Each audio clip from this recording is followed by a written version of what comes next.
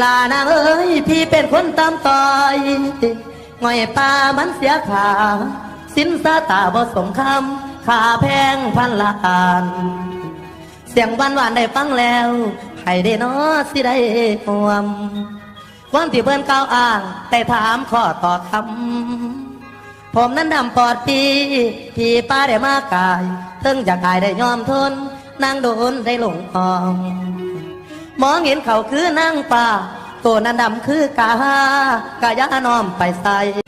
ลานางเอ้ยเจ้านั้นข่าวคือใครไก่คือดินแผ่นฟ้านักหนาเติมทวีเกิดมาในชาตินี้สิขอเบิ้งให้เต็มตาบุญพลาบ่นำพากะสร้างมันสิทนกันเมื่อนอนปั่นอยู่ในบ้านให้ใจบ้านสมซื่นลานางเอ้ยว่าจังใดหอดมืออื่นขันแม่นได้พบพอ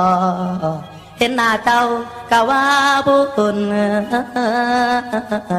คนงาม